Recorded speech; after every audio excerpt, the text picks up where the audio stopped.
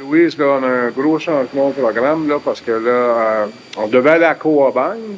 Puis là, l'autobus n'arrivait pas. Fait que le monsieur, l'hôtelier, a téléphoné à la petite gare là, où on était hier pour se faire dire que bon,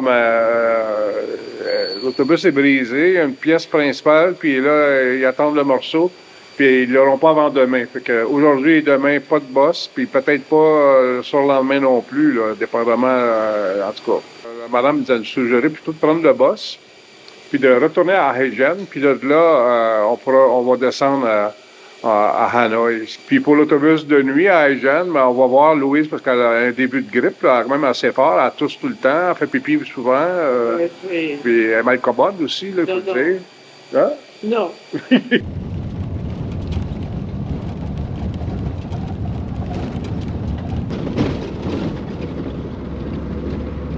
Un arrêt type là, pour les autobus, des bus locaux.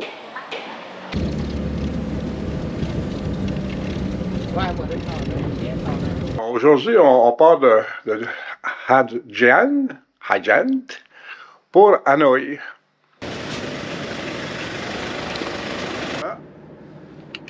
L'autobus tout confort, ça fait changement des bus locaux.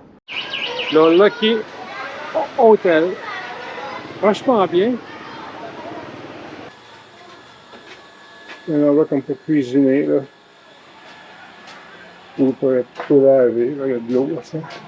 Oui, à Montréal, ça a déjà existé. Dans les années 50, 40, 50 et même 60, il y avait au-delà de 50 000 logements là, qui étaient sur la terre battue à Montréal. 50 000. C'était des familles qui vivaient là. Ça a pris l'Expo en 67 pour faire une rénovation majeure là, dans tous ces logements-là. La première fois qu'on est venu à Hanoï, on n'a rien trouvé de ça. On était quand même dans le même secteur. On tombait à l'entour, faut croire. Là, on est tombé pile dessus. On est tombé dans un coin qui est vraiment intéressant, avec des petites rues étroites, et avec une petite vie entre eux. Fait que ça fait une vie de quartier. C'est souvent encombré. C'est marché entre la grosse ligne blanche et comme la ligne noire là, que vous voyez. C'est à peu près ça, là. On a une certaine immunité, là, si on pourrait dire. Hanoï, il y a 10 millions de population. Pour 10 millions, il y a 6 millions de motocyclettes, scooters. C'est 60%. Par rapport les bébés naissants, là, tout le monde a un scooter. On peut imaginer, là, de 30, 35 ans, 40 ans, là, c'était des vélos, là.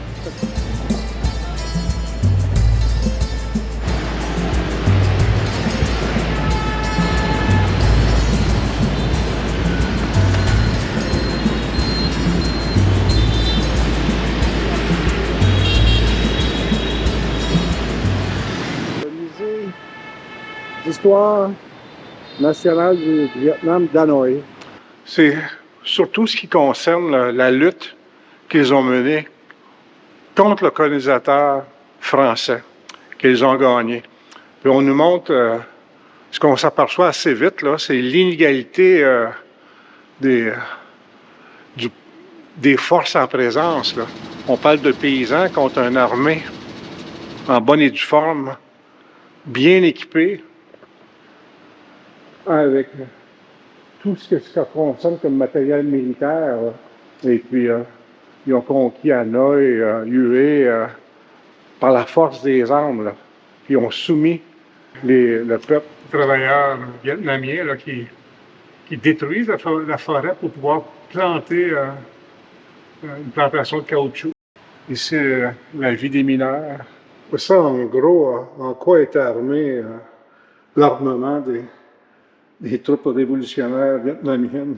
Des grandes manifestations contre le pouvoir des mandarins, contre les impôts, on leur exigeait des impôts. C'est sur cette assise-là qu'on peut dire que Ho Chi Minh est arrivé avec la nécessité d'une lutte armée. Après 30 ans d'exil, beaucoup voyagé. Ça, on voit à un moment donné un envoi, là, il était en Afrique, en France, oui, mais comme en Angleterre. Il a beaucoup voyagé.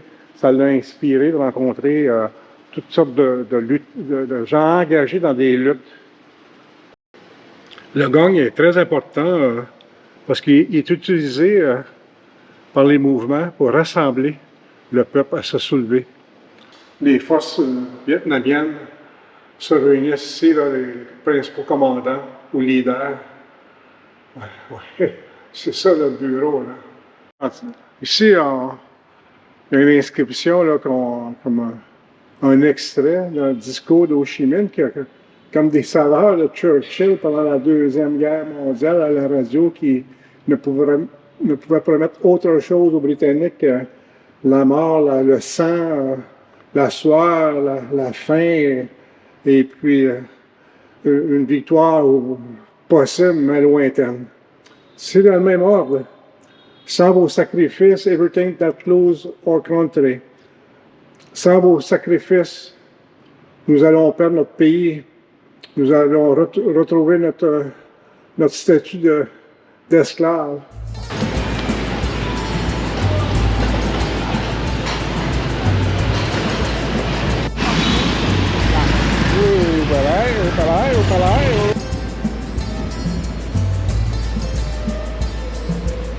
Louise et moi, on est en attente du spectacle. Fait que le théâtre des marionnettes, c'est un millénaire. Ça fait longtemps. Oui. On faisait ça dans les villages. Oui, Et on racontait les histoires des événements. Oui, c'est des troupes ambulantes. Là.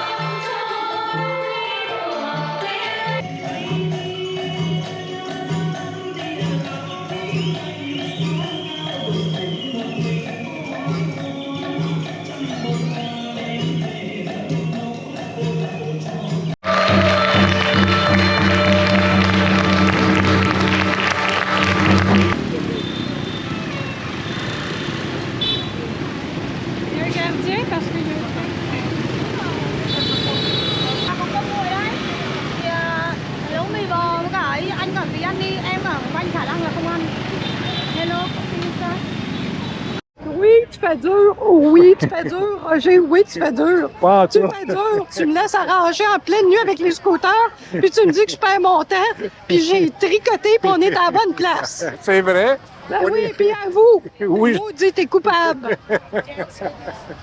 Puis là, le train arrive dans 8 minutes. Qu'est-ce que tu veux plus que ça? Louise, parce que je t'ai limité main le téléphone, puis je t'ai dit, amène-moi là. Content de me laisser.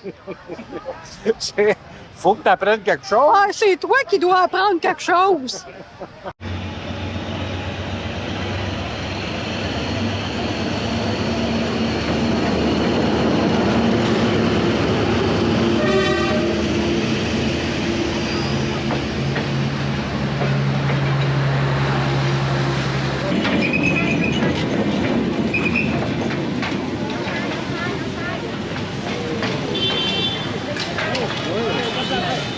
Il y a beaucoup de vendeuses de rue, là, comme cette madame-là. J'ai vu un documentaire là, de la femme vietnamienne. Là. Celles qui font ça, c'est suite à des malheurs assez grands, un mari décédé, un malade, tout comme ça, a perdu son emploi pour X raisons. Et c'est ce qu'elle a trouvé pour faire vivre la famille.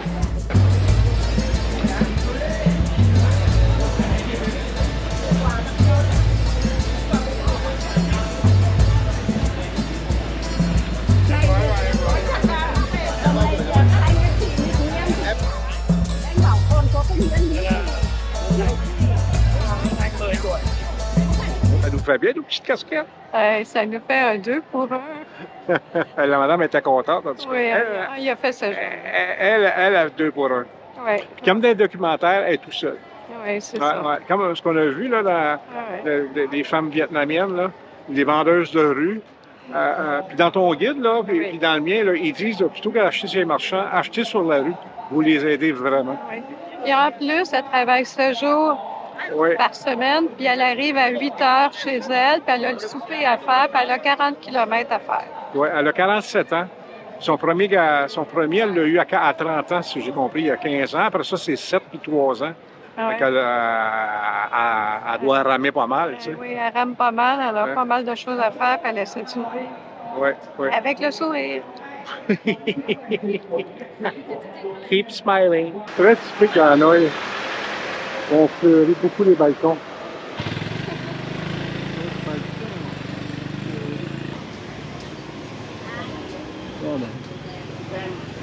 Une institution à Hanoï. Pourquoi on fait un café avec des œufs, avec un œuf, on casse un œuf dedans? Bon, à un moment donné, pendant l'occupation américaine et la guerre, il n'y avait plus de crème. Fait que, on s'est dit pourquoi pas mettre un œuf là-dedans, on va voir si c'est bon. Puis les Vietnamiens l'ont adopté. Puis par la suite, ben, le touriste. Work in progress. Hein? Voilà, c'est ça qu'on a les plans.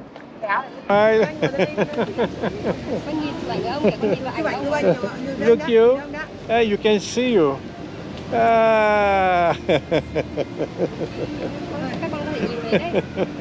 C'est bon, hein?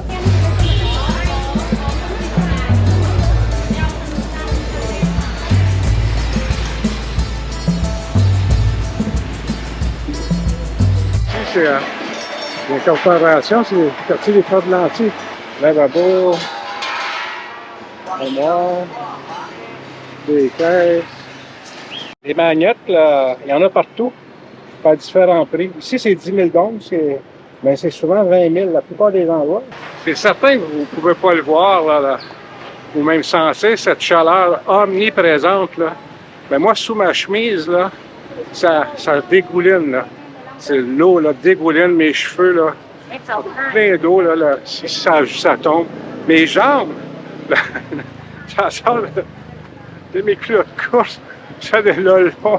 C'est tellement humide, là, ça n'a aucun sens. Oui, je suis en train de raconter comment il fait chaud. Ah, ça, on est trempé bord en bord, j'imagine dans le delta, ça va être très cela. Ça va être très cela, tu peux être sûr. Un bon jus à chaque 5 minutes. Ah, ouais.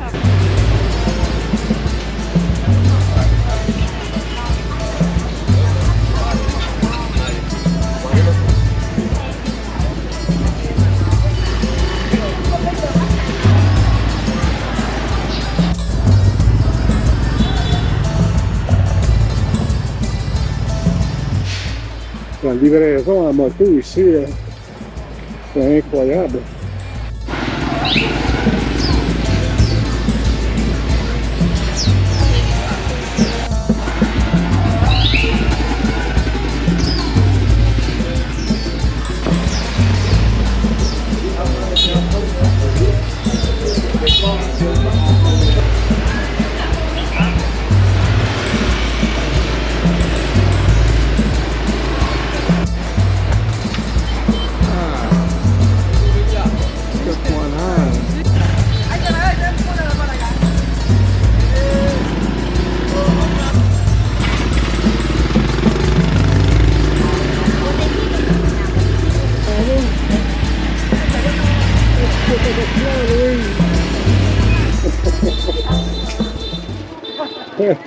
Hein?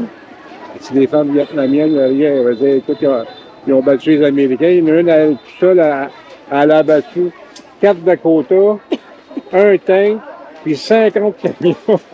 Je m'en souviens. Elle était pas pour jaune.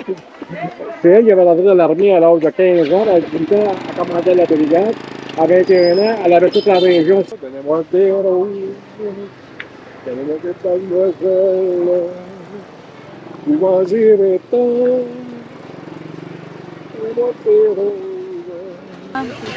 with her? Yes. Oh, okay. And me, I take a photo of you. Ça, c'est en or. Wow, regarde ça, lui. Ça. Les gens, ils viennent. Ils viennent avec la moto, puis ils vont le paquet. C'est ça. C'est bien, les fleurs.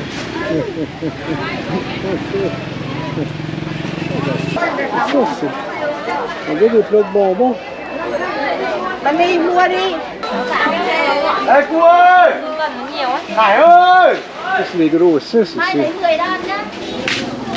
Yeah. Vietnam. Vietnam. Oui, c'est ça, ils préparent toutes les tomates. Ah, on le voit devant. Maintenant, c'est ça qu'elle fait. Nhai. Kim Anh đi để đây, em đã bảo em đi đâu.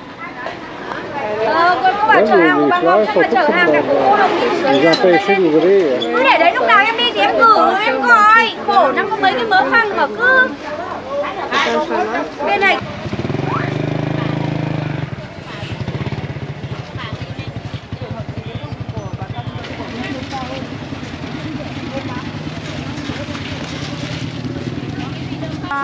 Chào con xuống đây rồi làm đường Anh Chủ Hòa. rất là vui ở đây anh hiểu không? Hello. Hello.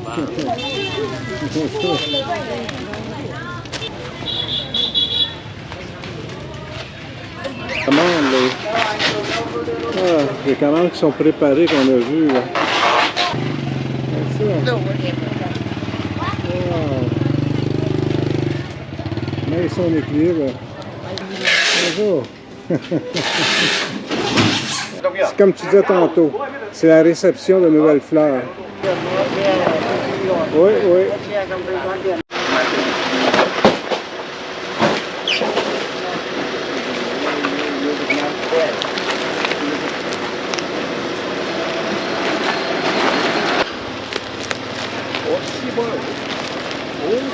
Oui, c'est pesant, hein? Ça doit peser un bon 60 livres.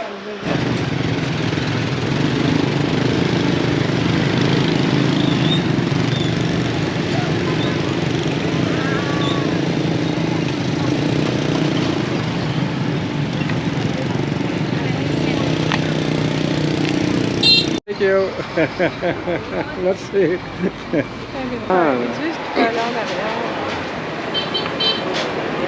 Puis Louise, es-tu contente Ben d'être oui, je ici suis au marché? contente au moins d'avoir fait l'expérience. Regarde ça. C'est ça qu'ils font ici. Wow.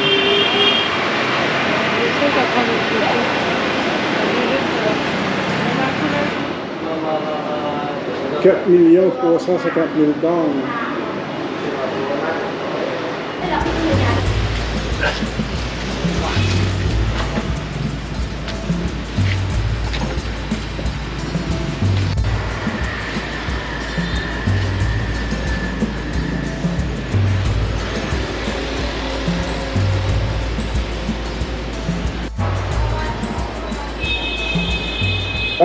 Pratiquement tous les commerces qu'on a été, les hôtels, souvent des fois on peut voir un peu les entrées des maisons. On voit toujours ça. Ce petit hôtel-là, avec ce confucianiste, ouais, avec des fleurs. La nourriture aussi, c'est du thé. Il y a des biscuits. Souvent, il y a la bière aussi, les fleurs. Là, je vois les cigarettes aussi. Vous voyez, c'est... Mais les fleurs, pour revenir à hier, là, parce que je vais au marché de fleurs, il y en a parce que tout le monde en a dans les maisons.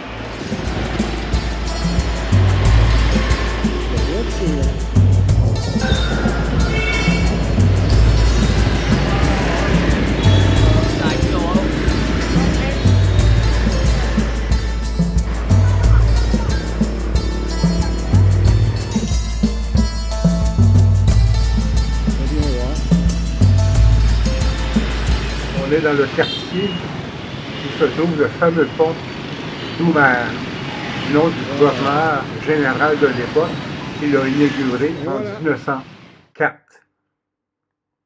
On l'attribue souvent à Gustave Eiffel, le même qui a construit la tour Eiffel, mais apparemment, dans les documents même de la société Eiffel, on n'a pas de traces qu'il aurait participé à sa construction. Mais tout étant, à l'époque, en 1904, c'était le 4e pont le plus long au monde avec ses 1862 mètres de long. Pendant la guerre contre l'Amérique, contre les États-Unis, les Américains l'ont intensément bombardé. Parce qu'ils servaient notamment, parce que la ligne se rend jusqu'en Chine, jusqu'à Cuman. Et puis de là, les Chinois pouvaient envoyer des armes, de la nourriture, des munitions à l'armée de Ho Chi Minh pour combattre les Américains sur le terrain. Les Vietnamiens sont très attachés à ce pont. Pour eux, ils prouvent leur ténacité, mais d'abord et avant tout, le courage des hommes et des femmes qui ont participé, même après les bombardements, à le reconstruire pour maintenir en vie leur armée.